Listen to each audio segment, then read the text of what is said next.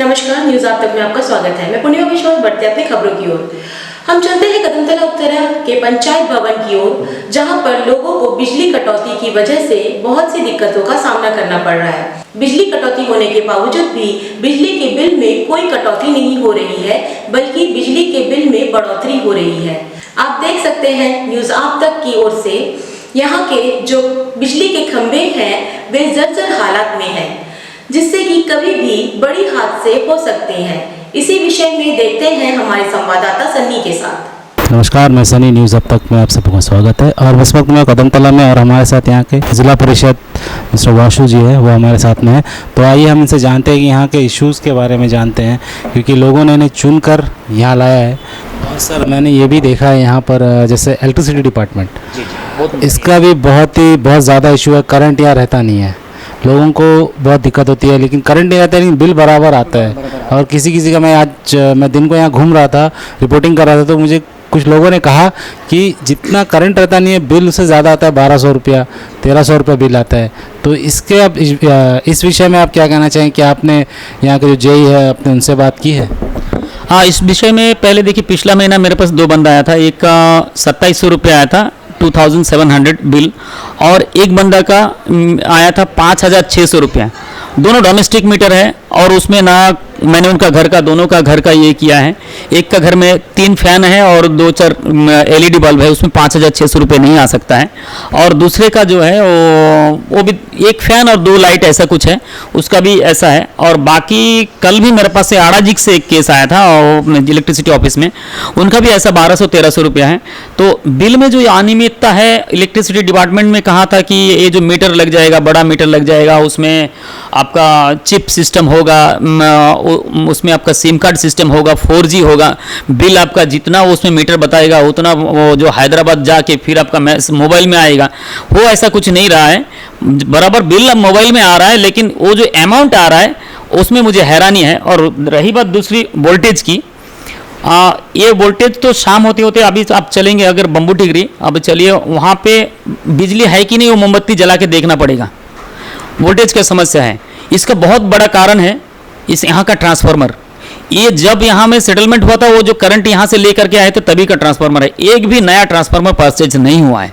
जो भी है इसको रिपेयर करते हैं, पोर्टलर जाते हैं, इसका ऑयल चेंज करके 2 कनेक्शन 2 तार लगा के फिर से लेकर के आके इसी को लगाते हैं।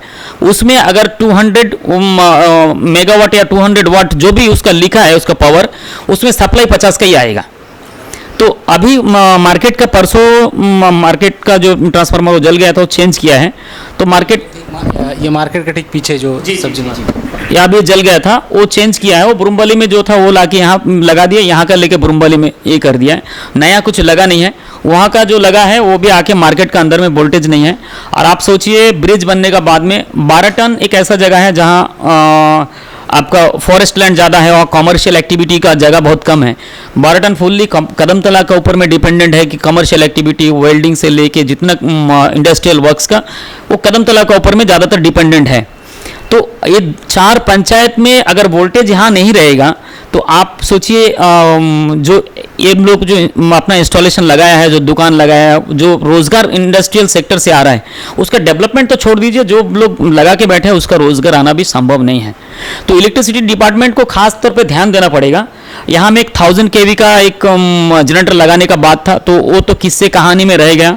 2 जनरेटर यहाँ ऑलरेडी लगाया था 750 का, तो उसका एक चलता है, वो भी कितना पावर जनरेट करती है उसका एक है, और दूसरा तो वो उखाड़ के लेकर के चलाएगा, वो खाली पड़ा है। यहाँ पावर हाउस है नाम के लिए, लेकिन जब भी हवा तूफान आता है तो हम लोग को अंधेरा ही झेलना पड़ता है कदमतला के लोगों को। यहाँ पे मुझे नहीं लगता इलेक्ट्रिसिटी में कुछ भी सुधार हुआ है। सर, मैंने एक और चीज़ देखा, अभी मैं हमारी रिपोर्टिंग कर रहा था, तो जो मार्केट के पीछे जो बिजली खंभे हैं वो पूरी तरीके से सड़ चुके हैं, वो एकदम उसका हालत ख़राब है। तो क्या आपने इस विषय में लेकर यहाँ के जो जेई है आप उनसे बात की है, क्योंकि दुर्घटना हो सकती है बड़ी, तो उसके बारे में आपने बात की? हाँ, इसका विषय में मैंने बात किया, लेकिन इसके लिए जेई उतना जिम्मेदार नहीं है। अभी NH का जो पोल शिफ्टिंग हो रहा है, अभी NH बनेगा, उसका जो पोल यह है इलेक्ट्रिफिकेशन और पोल शिफ्टिंग है, वो पूरा NH का हाथ में है।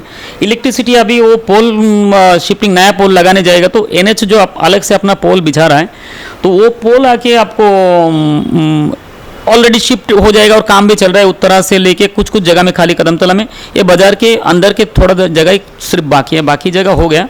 तो मेरे ख्याल से वो रिजॉल्व हो जाएगा अगर वो डेंजर नहीं है ज़्यादा तो। क्योंकि मैंने देखा है वो एकदम पूरा अंदर का राड दिख रहा है, जो होता है बाहर का मटेरियल जो है सीमेंट वगैरह वो तो जड़ चुका है।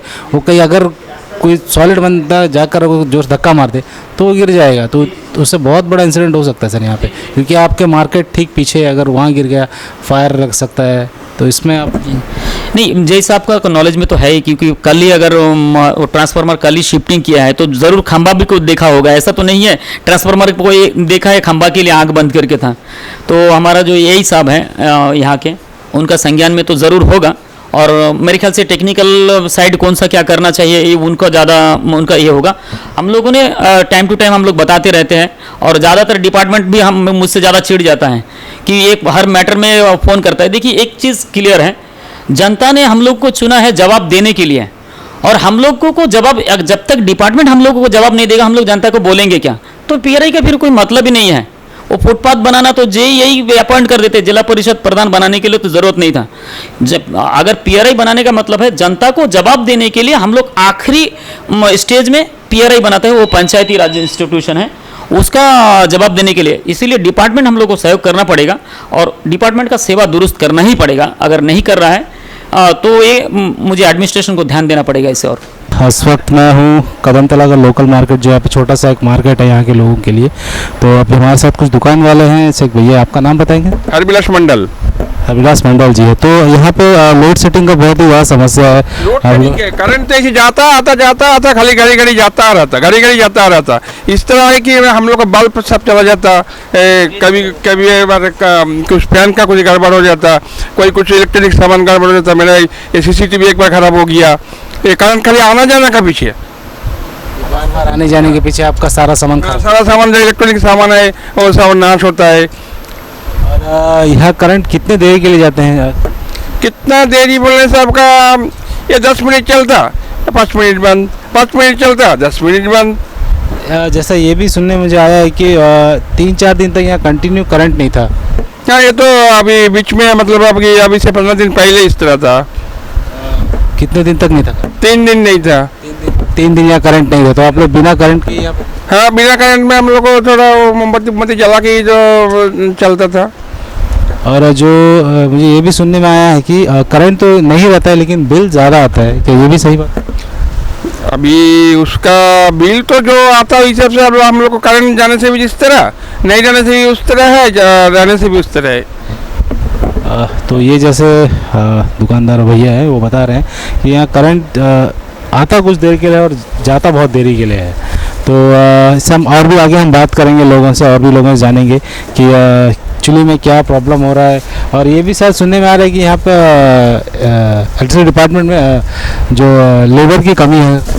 हाँ, लेबर का तो कमी है। ये लोग सब नया लेबर से काम कराता, इतना काम सही ढंग से होता नहीं। Okay, thank you. अभी हम एक दूसरी दुकान आए हुए हैं जो यहाँ का किराना का शॉप है। तो आपका नाम बताएंगे भैया? जी, मेरा नाम असीम विश्वास है। तो असीम विश्वास जी, यहाँ पे करंट को लेके किस तरह की समस्या है? क्या कितने देर यहाँ पे आपकी बिजली रहती है? फिर क्या है, कैसे है, आप जरा हमारे दर्शकों को बताइए। जी, करंट का इधर बहुत बड़ा एक इशू है।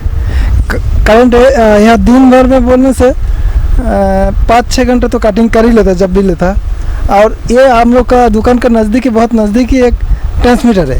तो हम लोग का सबसे बड़ा इधर इशू है, इधर वोल्टेज लो रहता है। शाम को 6 बजे 7 बजे नज़दीक वाला जो फ्रिज है वो भी बंद हो जाता है। वोल्टेज का बहुत बड़ा इशू है। तो ये वोल्टेज का आपका बहुत बड़ा इशू है, क्या लोड नहीं ले पा रहा है जो उसे?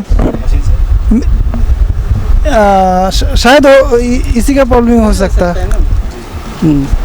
तो आपको ये है कि वो उस मशीन को चेंज किया जाए।